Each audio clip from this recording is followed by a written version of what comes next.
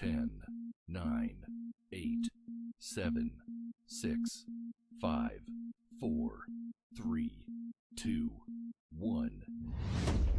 Welcome to another edition of Men of Promises, a Man's Conversation. I'm Minister Craig Sanders with my co-host, Ariel Prater. and we have two beautiful co-hosts in the studio with us today, Miss Sherry Sanders and Tanya Prater. all right.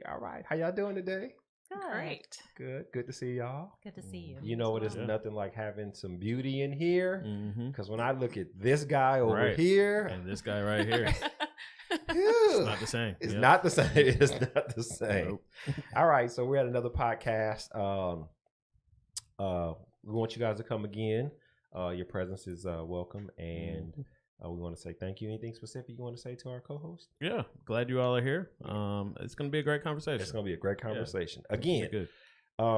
if you want to call in, our number is 470-412-0917, or if you have a question or comment, please email us at menofpromise2018@gmail.com. And we're going to pick up on a conversation we had last week, Right. which we were talking about Father's Day and the importance of having fathers in your life. Right. Me and you talk a lot about our fathers. Mhm. Yours was more Yeah, he was there. intricate. He was there. He was there. Mine was like Yeah. a bus. He's like a bus. Like if you lived in the city, a bus came every 10 minutes. He was there for 10 minutes. He left. He was there. He left. That's how I mean. Pick up, drop off. That's Yeah. what it was. Going. That's exactly what it was. I mean, take it or leave it. That's how it was. You know, still loving. You're You know right. what I'm saying? He was Exactly. still intricate. Yep. Got me a couple places, but as far as knowing he was going to be there all the time. Anyway, we gonna move on. Sometimes you miss the bus stop. Yeah, on purpose. Like, I don't feel like going with him for the Skip that weekend.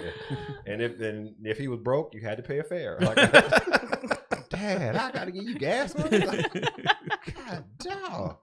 All right. So let's pick up on that. So we got our two other co-hosts in, and it's always good to have different perspectives Yes, definitely. from different people. Right. And the celebration of Father's Day, I really think we need a weekend for Father's Day. Mhm. We need a Friday, Saturday, Exactly. Thursday, Friday, Mhm. Saturday, like a 4-day. I like that. Because it's very important to understand that Mhm. fathers need to be celebrated. Exactly. And not that mothers don't. You know, y'all got Valentine's Day, Mother's Day, and your birthday. Father's Day is the gyp holiday. It's the if I don't have to buy nothing, I won't buy nothing. Says the person that just got a $200 gaming remote control. See, I'm not your father. Mm. So the kids are supposed to celebrate me. I'm your big daddy, but I'm not your father. Yeah, So but your kids don't have jobs yet, so they could have They could have went downstairs and made me cookies. They could have made me a card. It's a bunch of crayons. It's a bunch of broken pencils.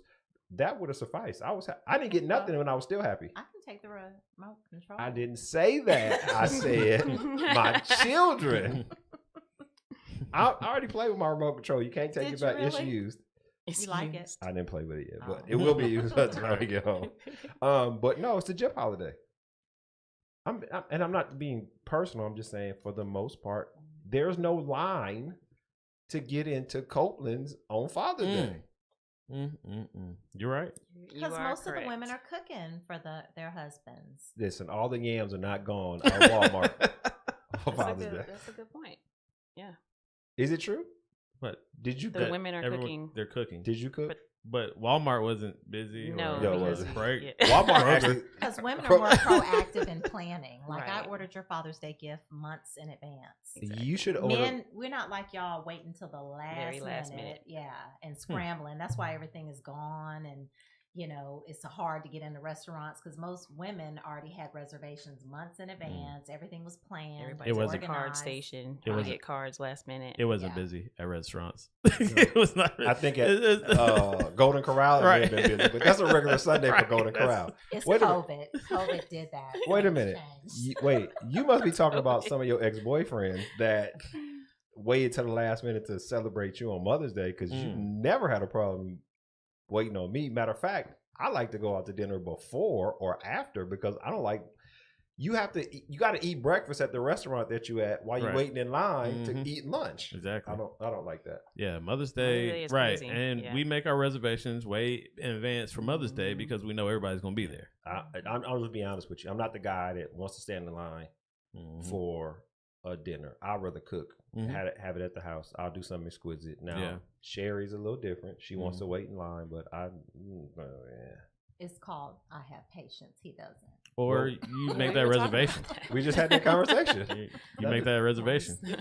You show up. Well, and yeah. I'm just a different type of guy. Anyway, I think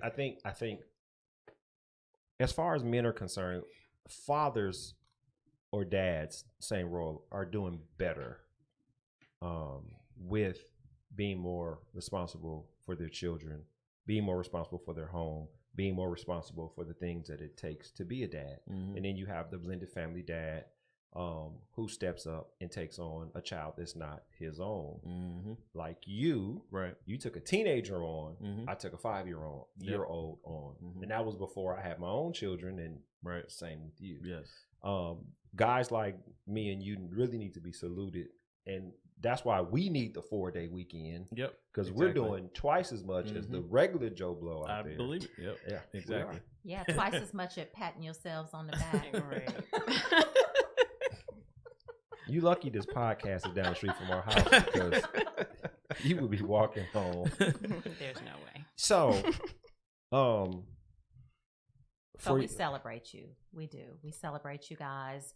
And it is a blessing. And, honestly, when we first got married, I didn't really look at it that way or really acknowledge what you were taking on, the sacrifice, the responsibility, and just how much it really meant. I kind of took the wrong attitude in that it's a package deal. You knew I had a kid when we met. It is what it is. This is your responsibility, instead of looking at it like, we're blessed to have you, and everything that you're doing and sacrificing to take on a child that is not your own is admirable. It's appreciated, it's valued, and I remember when it hit me exactly what you were, sacrificing and giving. I remember coming to you and just saying, that I don't feel that I've really acknowledged you and really expressed to you how much it meant to me that you are taking on this responsibility and you were willing to do it. And it was just like a moment that I had where I was just like, wow, I do value and appreciate you doing that. So you're right. I think more women need to really give honor, respect, and appreciation where it's due. Well, thank you. I appreciate that. And we've had this conversation about if you haven't had a father in your life, Mhm. you're going to take one or two routes. Either Yep. you're going to continue the same attitude or Mhm. what you've seen, or Right. you're going to turn that negative into a positive. Mhm. Whereas I saw some stuff that my dad did that I never wanted to see anybody else go through. And the other thing is there are not many women out there who don't have children. So if you are going to be the man that you are, taking on a child is something that you have to be acceptable to. Yeah. And not just acceptable, he was 4 when we got together. He's Mhm. 30 now. Right. So my challenge was raising somebody else's son where within those 4 years, he already had his mindset on what he was going to do and how he was running game. Right. And then it was terrible the first couple months I'm because she didn't understand what my role was. Mhm. She It's didn't. an adjustment, because you're going from it just being me and him for 5 years to now all of a sudden someone's coming in, and you got to be patient through that process because you have a mother and son who have an established relationship. They have an established way of doing things and an understanding, and then you have someone coming in from the outside kind of looking in that sees things completely different, and you're going to have your input into something where there has been no input. And so we're in kind of a compromising position because at the same time, we're bringing somebody in to something that's already established. And we don't ever want that child to feel like, well, now that he's here, things are changing. Even though they are going to change, you want your child to still feel safe, to still feel secure, to still feel important.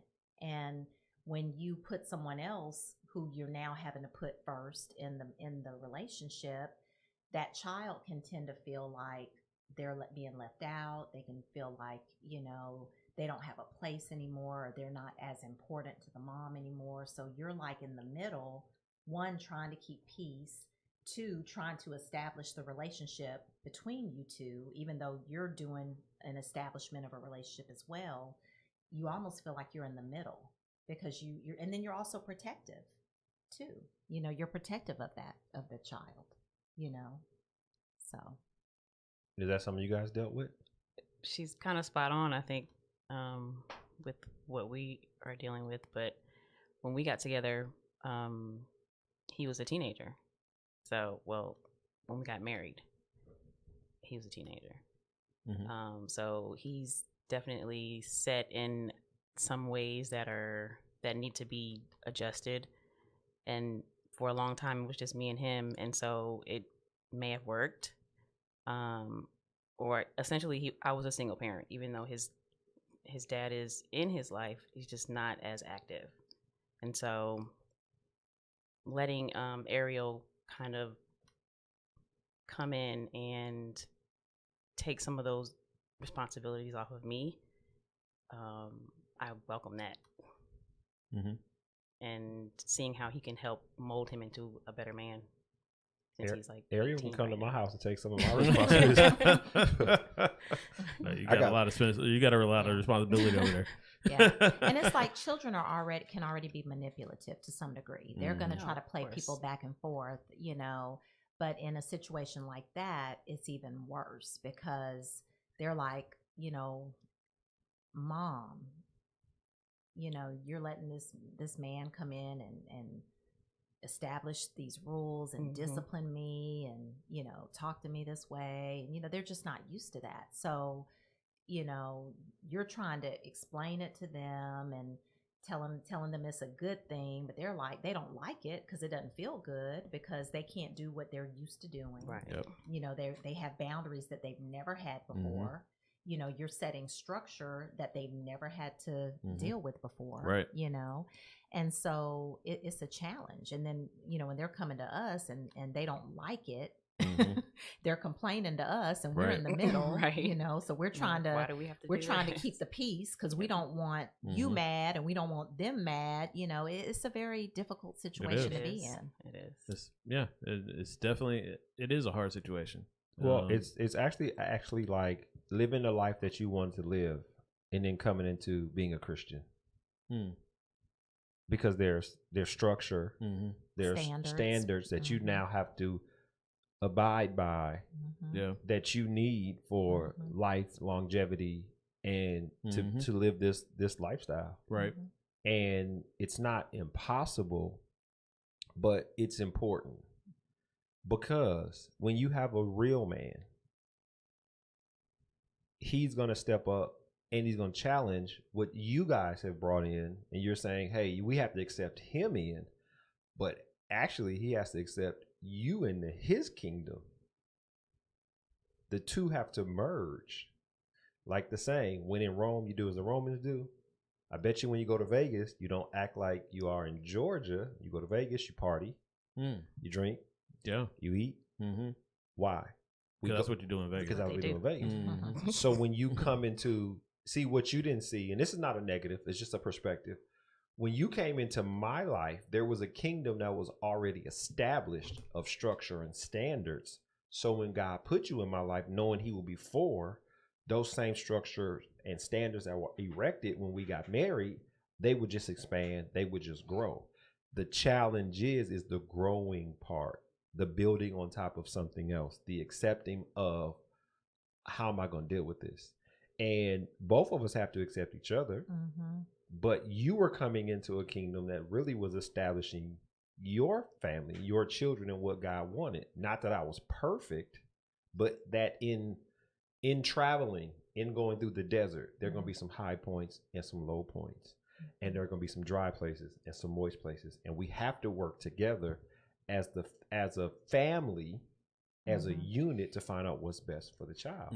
That's pretty powerful, because I think from a woman's perspective, I know I never really looked at it like that. I always kind of looked at it like you're coming into our neck of the woods and you're trying to establish in our neck of the woods because we're already established. I never looked at it from the other angle, that we're also coming into your world that's already established and we're trying to blend the two. So let's look at, and that's sad that I look at it that way, but that's really how I looked at it, you know. But it's okay, because our perspectives are always different. But let's look at it like this. When me and you got married, you moved to California. What did you come into when you moved to California versus what you were dealing with living in Atlanta as a single mom? Well, when we first got married, you said there are some things that I won't have to do anymore, you know, as in being a single mom to now having you there. So I was used to doing everything, you know, the provider, I was working, I was the mom, I was the, everything. And then when you came along, it's like you did a lot of stuff, you know. You would get up and cook, you would get up and get them dressed, you would take them to school. I mean, for a minute, I think it kind of spoiled me, because I was like, dang, I don't have to get up. He's up, because you were the morning person and I hated getting up in the morning. And so it was really, it was really good. I think, like I said earlier, I took it for granted in the beginning because it was just something I wasn't used to. And then the longer we were married, I came to that realization that, wow, this is really a blessing to me. It's a gift, and I value it. And I had to, grow to really recognizing what it was you were doing and appreciate it. So going back to you coming into my kingdom, when we met, you were living in an apartment. When you moved to California, we still lived in an apartment, but it was a what kind of apartment? It was more luxury. It was a luxury apartment. We actually had a gate that you had to go through. Your apartment, they didn't even have a gate. It had a gate. It was didn't just work. Open. It was just always It was just always I've open. been there. Right. We also moved into a millionaire's town. We're in Tustin, which it was really nice. Everything was brand spanking new. Right. Your job was fairly close. Orange County. Yep. We bought you a brand new car. Yep. Fully loaded. Right. We then, see, this is the key. A real man is not going to be challenged with sacrificing everything that he has for his wife and his child, even though the child is not his. He takes that child as his own. Because I remember having a conversation with you one day, and I was telling you I didn't have to be intricate in his life. I could have just been married to you, and he would have been a branch on a tree. And you have men out there that are like that. But when you come into my kingdom, I'm taking care of everything. When we moved here, I sacrificed my business. I kept my credit good. I was able to buy a house, no job, good credit, money saved up. And so what you weren't used to was my everyday day of life. Operating in this structure, so that when it was time for me to move, I was able to make moves. You were ready, whether you were there or not, because I was making moves before I met you. Meeting you was a move that I had to prepare for. So to God be the glory, because he's the one that put us together. Even though you are email order bride, I appreciate that. No, he did. She is. We met on email. I know. Yeah. Yeah. That's good. It's powerful. Thinking about just the what you say about your kingdom and blending the two. I think that is a lot of it, because I come from a lot more structure, and when I don't see the structure there, it can make you a little angry and frustrated, and it's like you have to walk a fine line between, letting them feel protected and feeling comfortable, but still yet we're still teaching these lessons that I know you need as a man out here. Right. And really trying to break some of that stuff down is really it's hard to do. But, you have to, like I said, I think it's walking a fine line because you don't want to you don't want to break the child. No, you don't want to break them, and you don't want to just mandate stuff either. You want to. For me, it's always a learning. Like, let's think through this. Now, why would I tell you to do this?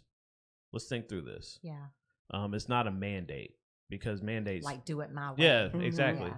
Mandates don't work. So. Right. Yeah. But when you really sit down and start to think, like, oh, that's why, and it may not hit you until later, and it may not hit you until years later. Who knows? Yeah. Where you actually finally get it. But that's what I'm trying to instill because I feel like that's the way I was taught. So I love it when somebody does that or when someone does it to me. Yeah. Your process is correct. You have an older child. Yep. Exactly. Teenager. So let's say it was 14, 15? Yeah.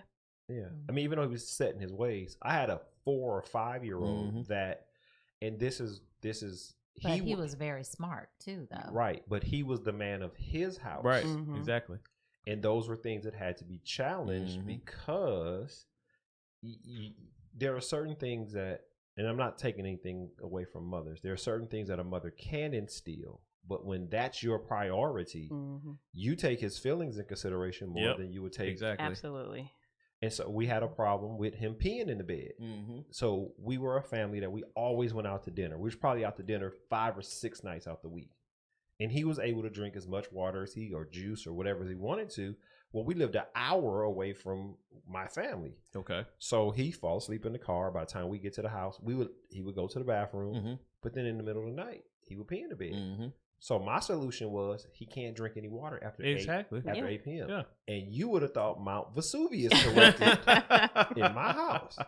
But I'm the one getting up, changing the seats, changing the sheet, putting him in the bathtub. And you would have thought I was, the hillside slayer. She thought I was. And I was like, look, we have to stop this. Exactly. And so the importance of a father is to see an issue and say, like you're saying. Exactly. You got to correct that behavior. You got to correct that behavior. Right. However you have to do it. And I wanted to use an example, and I forgot what it was. I'll bring it back up. But, the thing is working together because it's really not your kingdom anymore, and it's really not my kingdom. It's ours, and what is now beneficial for the child. That's what's the most important. Right. You're working on budget. I'm working on my kids, making sure that their housework is done before they do anything else. Right. So my son is 16 and we're letting him pay for all of his school stuff, ACT stuff. He buying his own tennis shoes. Right. Yeah. And I'm basically teaching them, hey, if you got to spend all your money to take care of your responsibility, do that. Because it doesn't make sense to save money if I'm teaching you responsibility in a different manner. Right. Sometimes you got to spend that money and let God bring you more, but showing that you're a good steward over the little that you got to have. be a good steward. That's the main thing. Yeah. You can have what you want and still save also. Yeah. That's what the whole budget comes down to. And this is the thing about, again, about fathers is what needs to be done. And I knew that you guys would not be able to survive in Inglewood, California. I knew you guys, the influence, the manner in which people operate. So that's why we lived in Orange County. But then you were like, we could have more in Atlanta. And I was like, ain't nothing out there but cowboy boots and horse boo-boo. I don't want to move out there. That's And so then you got here, and it's nothing like that.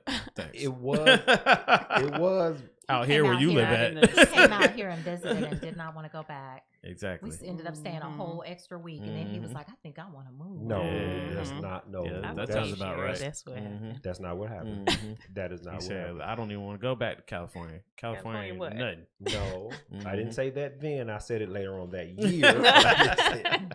So what happened was we came out here for your sister's graduation the first week in June, and we had a Friday night flight. So we had Saturday, Sunday. I think we were flying back Sunday night or Monday. And You got invited to preach that following Sunday, so you decided to stay. Did I? Mm-hmm. I got an invitation to preach at a church. See, you So glossed right over that. God was like, Yeah, you're home. stay a week. Mm-hmm. So instead of leaving on Friday, we were leaving on Friday again. The next Friday. And then the next Friday came and God said, stay another week. Okay. And I'm sitting there like, there is a business that needs to be taken care of. Right. There's a house. Mm-hmm. And this is, we went back, and then when we got back, you said, No, you're going too fast. We were at your mom's house in Columbus, Georgia, after I preached. And this is what the Lord said. He said, it's time for you to move. I have a house being built for you right now. Okay. Yeah. So we went back to LA. And not right away, but it may be like within that week, you said, I just keep hearing God say it's time to move. And in my mind, I'm thinking, move somewhere in California, you know? And I said, okay, I'm just listening to him. And then he was like, no, move to Georgia. And I was like, quit playing. Like, do not play with me like that. Well, he was like, no, I'm serious. And next thing I know, he was giving notice to the leasing office. Yeah. He was talking to people about, you know, selling his shop. And, you know, then he came and said he was giving his shop away. And I was like, then we were planning like a going away party. I was like, this is real. You know, in the back of my mind, I'm still thinking like, yeah, he just, you know, he gonna come back and be like, gotcha, or something, you know. And then next thing I know, we had rented a truck. We started packing, and then it was like really real. We had the going away party, and we did like a money tree where people were just giving us money, and then we were on the road driving back to Atlanta. I was just like, this is really happening. I was so excited. Well, we started moving in July, but the Lord had been telling me right before the new year that it was time to move. He just didn't give no instructions. Okay. Kind of like build the ark, and I'm gonna give you the wood. Right. We're gonna start with the Let's wood. start. Get the wood first, and I'm gonna show you how to Right. put all this stuff together. And so it was just confirmation. So we come here. We get here in September, August, the beginning of August. We stayed with one of her crazy friends. And in September, we started looking for a house. Probably. Because we moved in October. So within 2 months, I bought a house, no job. Wow. Credit score was 800. It was like, boom. So when we get the house, we move into the house. I go back and I look in the house, and it shows the date they start building the house. It was June 19th, 2000. We were still here. Right. No, we either just left or right around the time God said, I have a house being built for you. That house It was being built. was being built at that time. Yep. So when it's truly what a man is supposed to do, he's not going to worry about sacrificing anything he's given, because if you know God is on your side, you're not worried about failing. I wasn't worried about failing. I was more intrigued on doing exactly what God said to do. And he said, it's time for you to move. Yeah. It's amazing.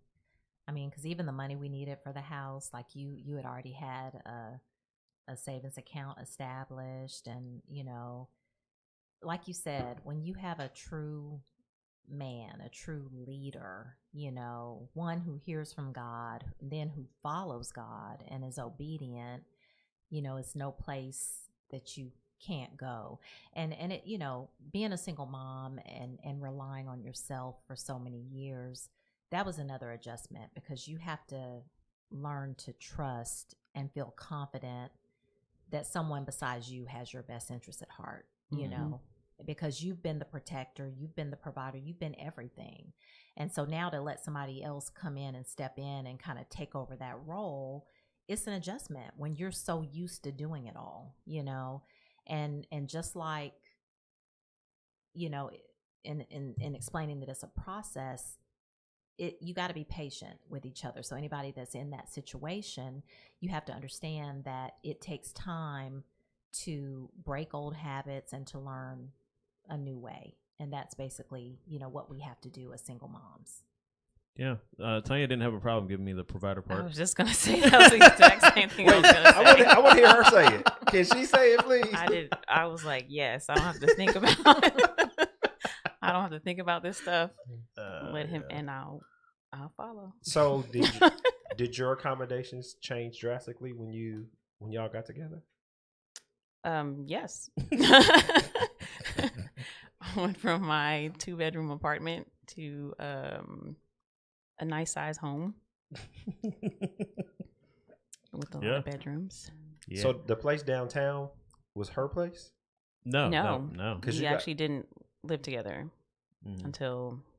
But didn't you guys have a place downtown? No, I had a place downtown. You had a place downtown? Yeah, I had a place I still downtown. had a place in Dunwoody. Mm-hmm. Okay, so Yeah. you guys were two different parts of the city. Mhm. Okay, because I know you had some by the Brave Stadium, right? No, Midtown. Midtown. Yeah, Atlantic Okay. Station. Okay. Yeah, Okay. lived there for a long time. So when you guys tell us how you got together, how did you guys merge the two houses? Was there a house in between before you got to the? Yeah, there was a house in between. There was, That's what I'm trying to Yeah, find there out. was another thing that happened. Oh, Yeah. the The income rental property. Yeah, exactly. So had to go put that together. Remember when I was talking about it with her, I was like, we could go live out here, be free. Well, Yeah, give us us- explain Some- everything. Yeah, so we were, we had just gotten married. I think we got married and then we immediately moved back into the house, right? We did. We moved there immediately. So it was really on the outskirts of town. I need more detail. Yeah. So you guys had two houses. Yeah. You brought two houses into Mhm. one, Right. and you moved to your income property, which is how far away from? Yeah. It's a good 60 miles from Atlanta? Maybe 70. Could be 70. Country. Yeah, it's definitely the country.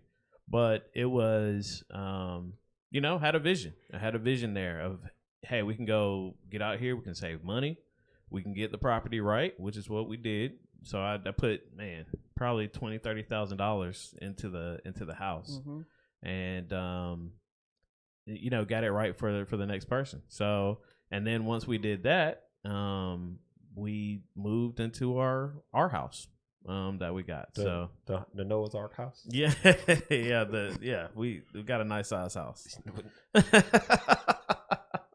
They don't even call what you have a house. It's, property. As my aunt would say, a mansion. Mansion. They call it estate. Yes, Estate, estate. yeah. It Okay. definitely is a estate. It is. and we're blessed. And Because I walked around it one night. I got sleepy before I got to the basement. I was tired. yeah. No, and even how that worked out was, we talked about it before. When it is God's plan for you, Yeah. and it's God's plan, things just work out. Just like you were All saying, pieces. how we had enough money just ready to go. You already had an 800 score ready to go, Yeah. right? Because Yeah. you had already been planning that, Right. Well, no. I wasn't planning anything. right? Well, I was preparing. I was preparing. right Right. for the opportunity. For the opportunity. Same way. So I was, preparing for the opportunity whenever it arose, because I was like, I've always called out, this is the type of house I want. Right. And I said that. I called it out. I don't care. The last 10 years, I've said Yes. the same thing. When I buy my house Right. with He didn't. my wife, this is what I want. So I waited. We waited until that opportunity presented itself. It happened.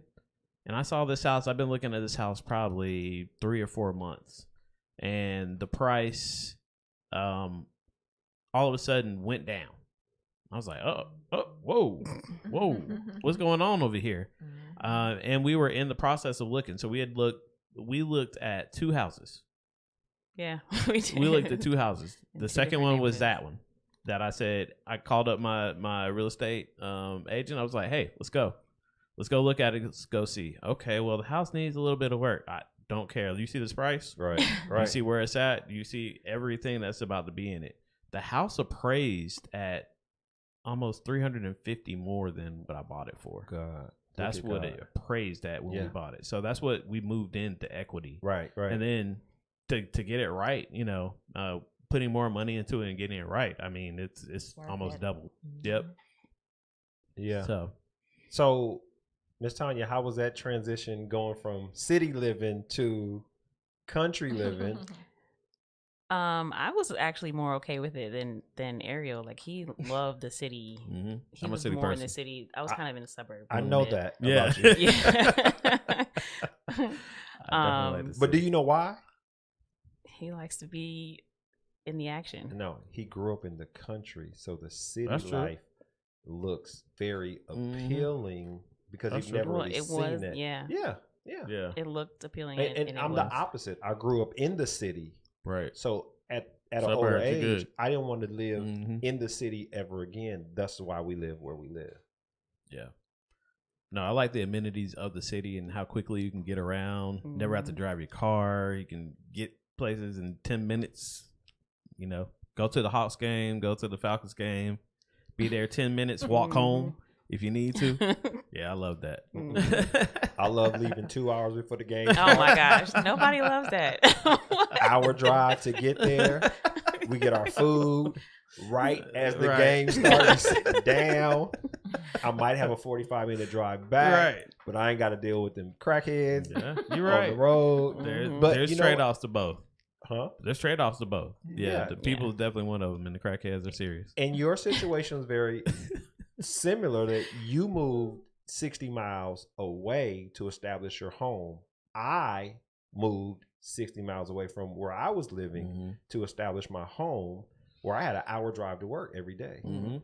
And I was Did the like, same thing, what am yeah. I going to do with this hour? And I was like, Mhm. I'm going to just praise God for this hour going and Yep. doing. I didn't have any traffic coming or going. And it was for the benefit of the family. It was for me was. to benefit her, and she did it to benefit you. Yeah. So, Well, you we know. in that short amount of time, because that was what, maybe a year, Yeah. maybe a year, and so much stuff was established in that year. Like you said, I didn't have to drive to work; she did, and she was fine with it for the most part. Right. Like she just did that little hour drive to the city and came on back, and it was it was all good. So, it did work out how it needed to work out, and we needed that time, in the country. I think it was Oh good. yeah. Yeah. We So- love it now. So when it comes to fatherhood, we have to now balance who we want to be off of who God is, which is our Father. And what is he? He's a protector. He's a provider. He goes the Mhm. extra mile to make sure that his sacrifice is beneficial for his children. Right. Jesus was the greatest sacrifice God could ever give. Mhm. But what do we have? Patience. Yep. God is long suffering. He's enduring. He's perfect. And as close to I am as I'm not gonna say that much. But any questions, call us at 470-412-0917, or you can email us at menofpromise2018@gmail.com. We're having a conversation about fathers, and particularly these two fathers dealing with these two wives and children. Mhm. And again, the things that I went through as a child, and we had the conversation last week about men who did not have fathers in their Right. lives, and there's a purpose and a reason why. Mhm. For me, God, or let me give you my statement first. The sperm that makes a child is important enough for the child to be formed, Mhm. but the influence of the father might not be important to be in the kid's life. I met many of people who said, well, my dad wasn't in my life. So when I went to God and I said, well, Lord, why wasn't my dad in my life? He said he was not mature enough to get you where I needed for you to go. So I'd rather him not be in your life and for me to guide you so that you'll have all the things that I want you to have through me and not through his misguidement. Because there were some things my dad instilled in me that if I followed this day, you would have a couple sister wives. I'll tell you that right now.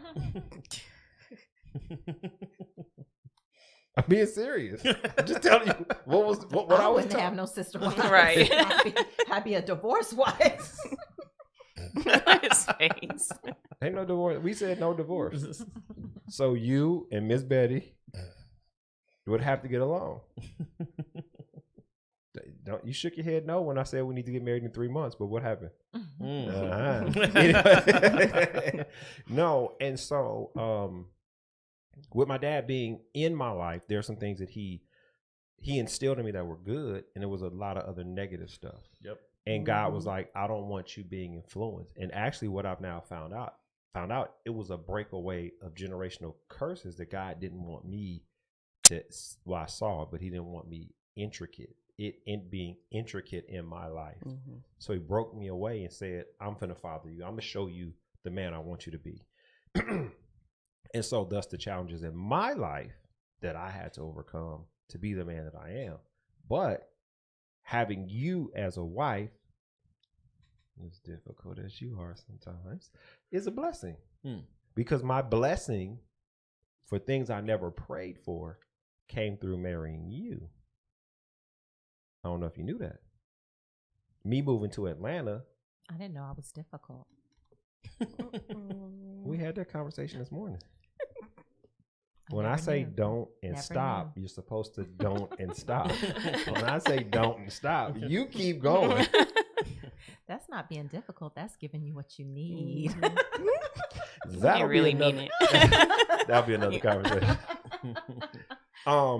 So here we go. So this is for the men out there who are married, and I can attest to this, not just with me, but other people who I mentor who have made a decision to marry when God says marry, to take on children that may not be theirs, but to sacrifice their life for their wives. So I'll set it up for you. I'm in LA, center of the universe, other than New York at the time. My barbershop, I'm making 6 figures. 3-hour wait in my barbershop. A business I built by hand with credit and all that good stuff. Nobody helped me. I'm in it 4 years. I get married, and God is like, all right, I want you to move to Atlanta. Not knowing that the 15-minute haircuts I was doing in Inglewood, California, now will play an integral part in the movie industry in Atlanta, Georgia, which was building, which was growing. I never asked God to be a celebrity barber. I never asked God to give me celebrity clients. I would always see actors and be like, man, I would like to cut his hair. And just was like, that'll never happen because in the center of the universe, it moves so fast. I didn't, I wasn't in that scene. Well, when I moved here, I was like, all right, God, what am I going to do? He said, cut hair. So we started cutting hair, and I'm cutting in this barbershop. And one of my clients is the director. I direct movies. Okay. I'm like, dog, you lying. It ain't like I'm from California. Yeah, everybody do something. And so he comes to me on a Wednesday. He said, hey, I got an actor that's shooting on Saturday, and he don't like the haircut that the barber on set is giving him. Okay. Can you come cut his hair? So I'm like, go lying again. Yeah, right. So he gave me the address. Now it's a Saturday, so you know what kind of money they made on Saturday. So I drive to this address, and I see production trailers everywhere. I'm like, this dude, what lie?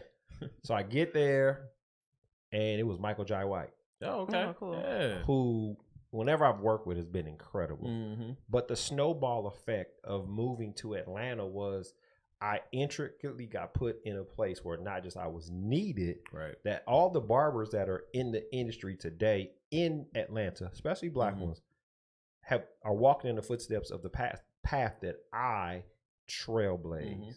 It's great. And so getting in there and a barber taking an hour and a half on a haircut and me taking 20 minutes, people were like, who is that guy? Where he come from? Because the barber's always making the whole production late. So the production rolled into another production, another production, another production, another production. Acting in one of the movies. Oh, yeah, I had a star role. No, you know what I'm saying? A superstar. Yeah. I'm not gonna tell. Well, I don't want to put everything out there that I do.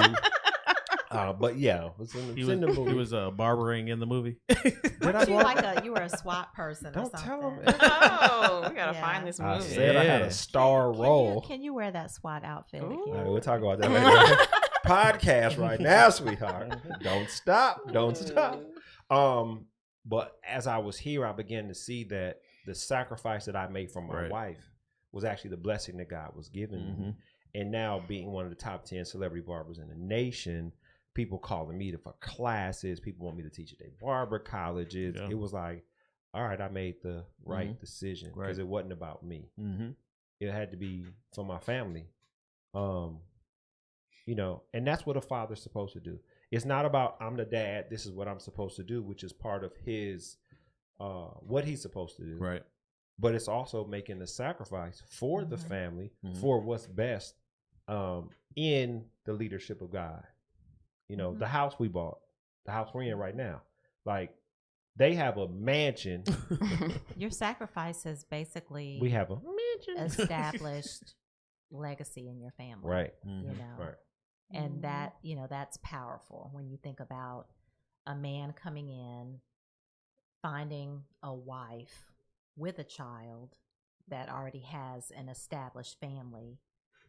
You know, you came in and you further established the family. You made sacrifices that now is leaving a legacy. That's powerful. You know, and the other legacy is I want my sons to do better. I want all my children to do better Yes. than me. And that's actually happening. My 23-year-old, CJ? he's going to buy a house. He was 22 when he was getting ready, but yeah, he's at 23. Yeah, he's really getting ready good. to buy a house. He's going to buy a house. Yeah. Russell's Doing bought that 2 early. houses. Yeah, that's Yeah. great. That's great. That's the goal. Yep. That's the goal. Is to pass on legacy. And so when you were in a position of saying Craig has to come into us, it was mutually we had to come into each other because there were some things that God wanted you to have. That's so powerful. You know, it's that's why it's so important, I think, in relationship for people to look at things from different angles, because the way you view something is really how you're going to operate in it. You know, if you view that someone else is coming on your turf, then you're looking at it from that way. But if you look at it like they got a turf and I got a turf, and how do we bring these turfs together and make them one turf? You know, it's all about how you look at it. You know, And this is the other thing. I'm not saying that women don't have vision, because if there's not a man in your life, God will give you vision. But if you have a real man, Ariel had a vision. Sure did. And it was not where they were comfortable. 60 miles, that's a nice ride. Oh, yeah. It's a nice Definitely had to drive it sometime. Yeah, it's a nice ride. But his vision furthered their cause. Now, when they have children, y'all having children, right? Of course. Okay, I want y'all to have 7 now. Catch up with us. No. Y'all got to catch up. Y'all got a lot of work to do. Not at all. Don't be don't be selfish. Yeah. Don't be selfish. Because watch this. We stopped at 3. Whoa. God said 4 more. Right? Okay. I got pregnant with the last 3 on birth control. 3 different birth control. Wow. So you know what my middle name is, right? Superman. Yes. Able to leave birth control in a single bound. Yeah, I see. Wow. And adopted one. Yep. So, for those out there that are listening, I'm not taking away from the single parent, single mother experience, because some people with society are going to have to go through that. But God is preparing a man for you as he's preparing you for a man, for a husband. But you have to be able to be moldable, right? Because that man could be right next door, or he could be an email away.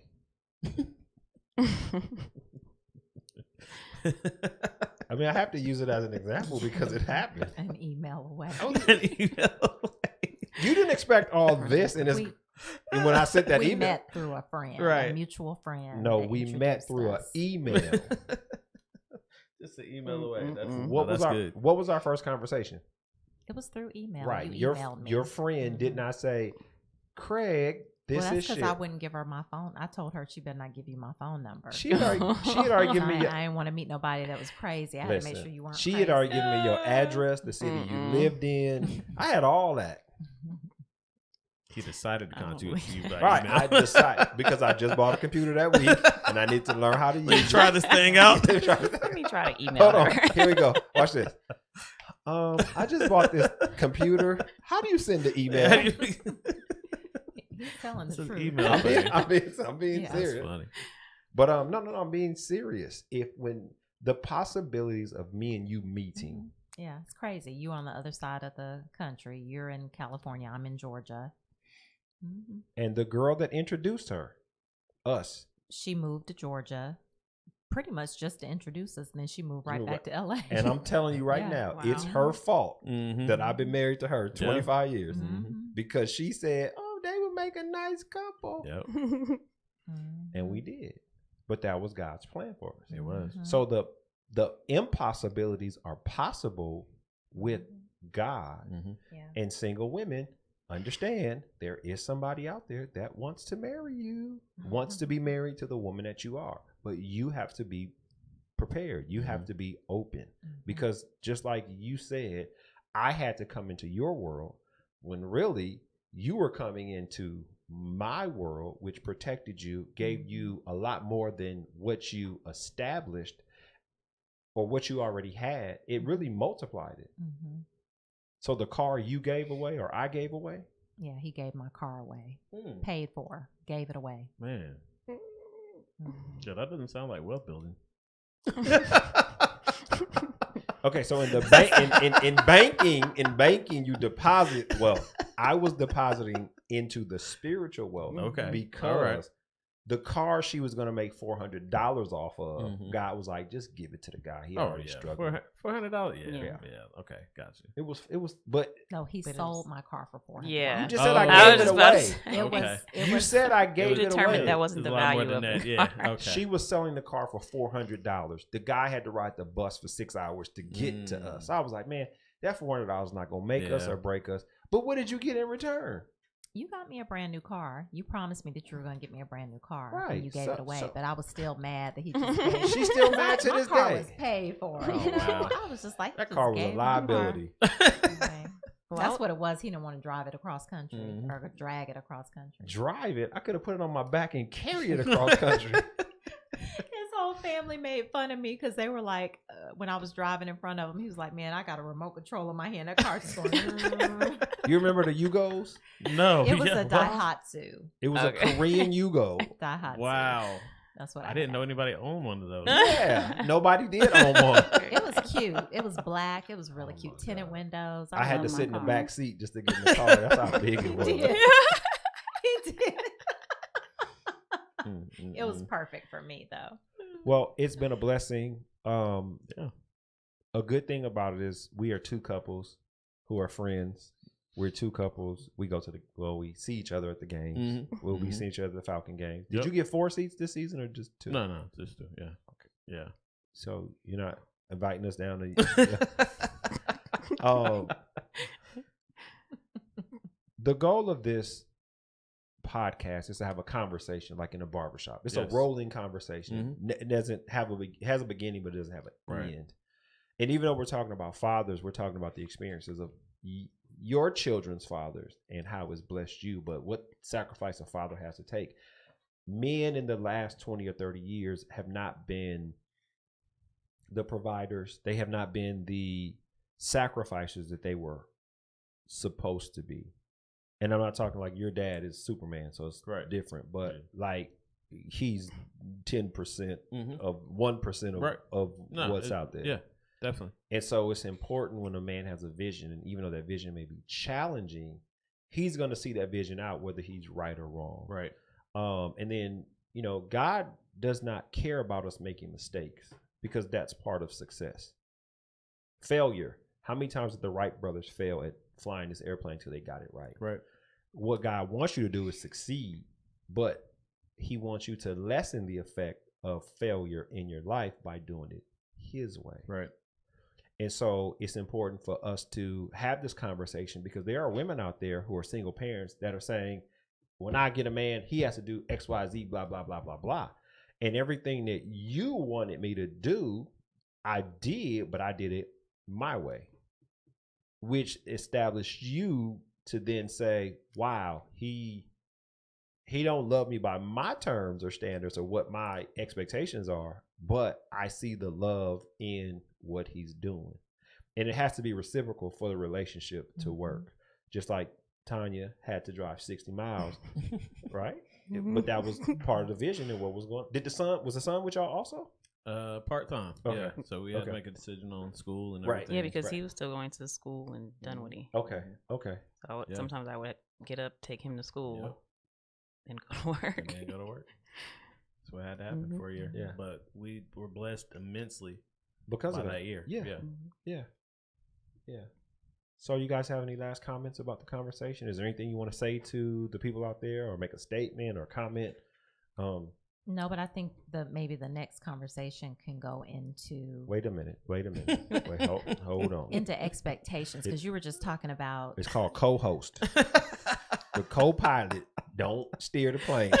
He assists the pilot.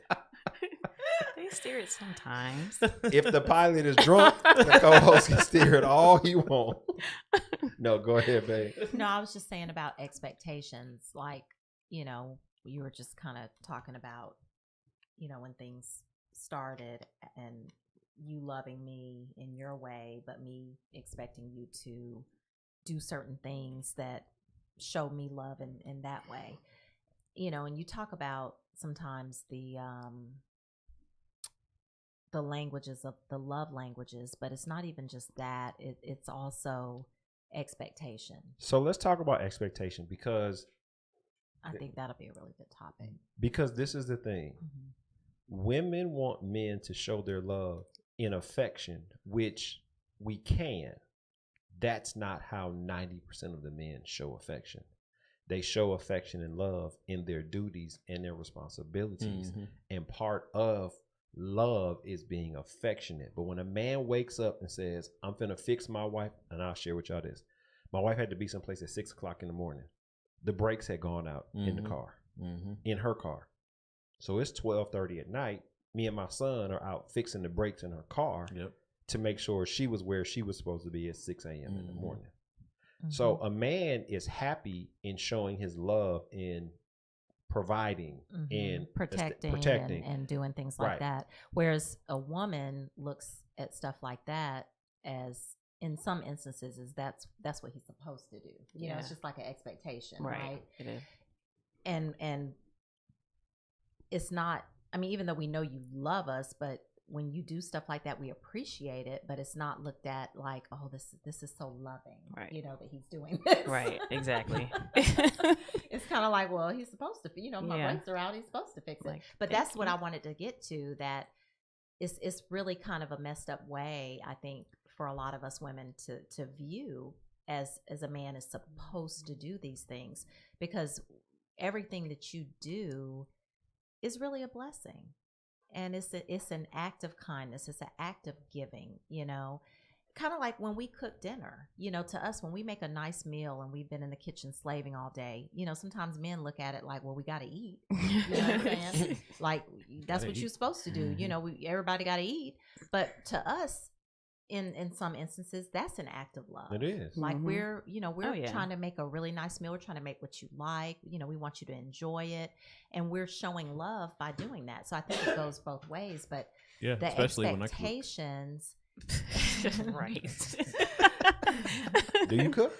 I can't cook. No, do you cook? Not. Absolutely not. Oh yeah. No, wait, hold on. He Hold on now. grills. Okay, No, that's a and part. he'll- That's a yeah. part of cooking. Yeah. Yes. But he made it sound like when you walked in the house, it was a full course course meal. What? Huh? What? What? I Absolutely can, not. I can do a full course.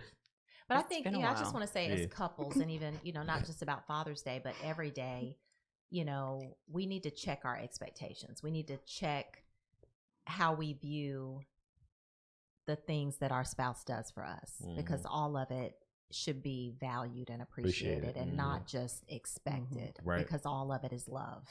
So, and you made a valid point. Like, I took Thanksgiving dinner for granted. Yeah. No, I'm for real. Okay. Until I had to cook it. Mm-hmm. Yeah. Right. Let me tell you something. Walk around that kitchen 5,622 times. You gonna have a respect for the Yeah. person. And True. and it happened in tragedy. And my mother-in-law passed away in her house, and so my wife went to the hospital. Yep. And so I have a house full of kids. We had a ghetto turkey, had bullet holes all in the. She passed away on Thanksgiving morning. Yeah. Oh wow. Yeah. And so we do this big thing on Thanksgiving. We have a big brunch, and then we don't eat till later on that night. But my wife was gone. I had a house full of people, Yeah. and I was like, "What am I going to do?" Fry them turkeys up. Well, we didn't. Yeah. I didn't- turkey fryer yet. We didn't. I didn't get any oil. You had the air fryer then. I No, we think. didn't. I didn't have the one I have now. That was in 2018. Yeah, I you don't fried. remember. I don't know the turkey. We had turkey though. I think baked you that turkey. you probably did it the night before. No, you never baked. You fried. Either you fried it or you air fried it.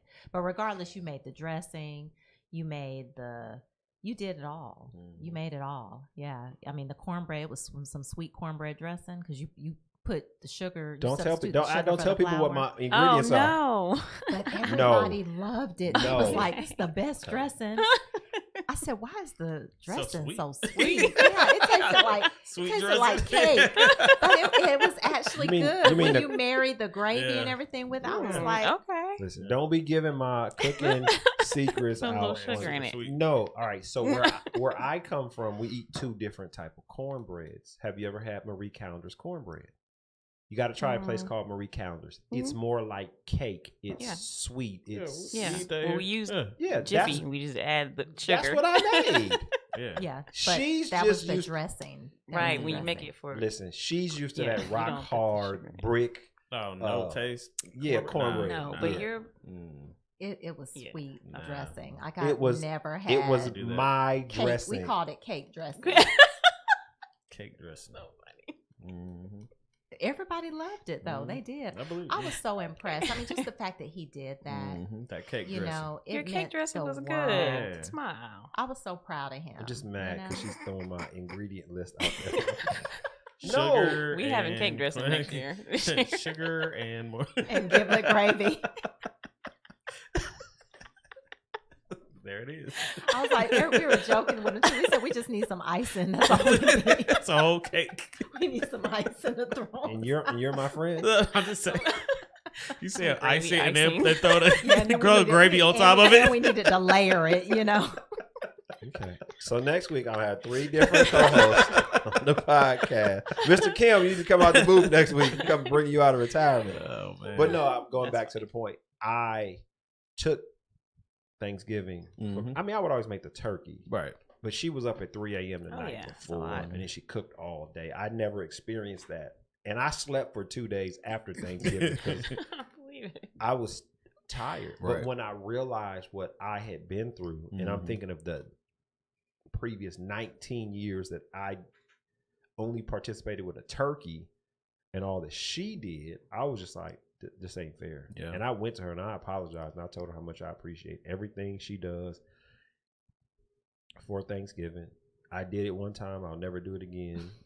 But if you need help, I'm there. I'm not heading it up. All right. I'll take care of the turkey. Yeah. That's my job. Gotcha. That's my job. That's my job. Kill that last turkey. How are you doing with your turkey? Turkey was great. It was good? Yes. Turkey was on point. Yeah, where'd you get Yeah. your recipe from? I And we're going to end the show on All that. Miss Tanya, do you have any last words? Anything you want to say about this conversation? Not especially. No? Okay. No. Ariel? Yeah, I think it was a good conversation. Yeah, we went down some different places today with our wives here, so All right. it felt a little different, didn't it? Well, it's Yeah. not me and you. Right, going yeah, back and right. forth. So and it was good. It Yeah. was good. So next week, we're going to talk about expectations in relationships. Because once you come into our world, our expectation for you is to do what we're doing or have the outlook that we have. Not be who we are, but operate in the same principles that we operate in. Yeah, you think that people are going to take on your principles? Yeah. The way that I do or go about life. Right. Yeah, Which you should. yeah. We got us here, right? Yeah. Can you take on some of this? But it Not doesn't- take on. doesn't happen. Not take on. Like I said, see the principles I live by, Right. and by saying take on, like really Try to operate in those them. Yeah. in those principles. But it doesn't. It doesn't I think- always. happen It doesn't like always that. translate over. I Yeah. think there are some principles that we probably operate in that you guys could take on as Oh, well. no, I Mhm. took on a son. Okay. It happens. Mm. Yep. I took on a son. It happens. It's when we marry women with children, you're saying it's what we're supposed to do. We're saying it is what we're doing. Mhm. It's not I have to. It's what I'm doing regardless of what your expectation is. So my principle for her is I want you to become a businesswoman like I'm a businessman. Mhm. Well, she likes that check coming in every week, but then that check has you bounded from 9 a.m. to 6 p.m. if they need you, where I might operate from 9 to 6, but I can stop when I want. I can start when I want. There are some challenges in there, but if we're both free at the same time, I just recently told her, you got to start choosing between your business and your job. Okay. And I just want to do both. Well, you can't be on the pole and the corner at the same time. You got to give one up. You a wife now. Just put the pole on the corner. Dang, I like how she worked that out. I was telling you, I was watching you. All right, so we had a good conversation. Any questions? Thank you guys for coming in. You added a lot to this conversation, and it's a blessing because the goal is to spin them off into their own podcast where we could be co-hosts of their podcast. Right. And so next week we're going to pick up on, what'd you say? That should be fun. It's going to be fun. Expectations that men and women have coming into marriage, coming into a relationship. And what I wanted to go through, I think we talked about it was, what do you say, dating? No, that was after. Well, I want to have a conversation about dating in today's world versus how we dated. That's another good one. Yeah, because I was giving some dating advice to some young bucks, and I think it could really benefit a lot of people. Well, you should have been giving it to your ex-boyfriends, but I'm glad you didn't because the advice that you bring up my ex-boyfriends a lot. Don't Well, listen, I married that. When you came into this relationship, all that was my responsibility. You brought that into the relationship. You have to understand, from my perspective, you married some failures. I mean, you dated some failures. You married some failures. I'm sorry, you dated some failures. So your all your exes just done. Mine were experiments. They were practice. Okay, I was they gonna were. say, I'm like, they were practice before I got you. Well, It's you practice. needed more practice. What you mean I needed more practice? Really, Oh, you needed more practice. I need to practice with more women. They weren't good practice. Actually, they prepared me very well for you. Because who reaped the benefit of all the failures? Can we aren't we wrapping this?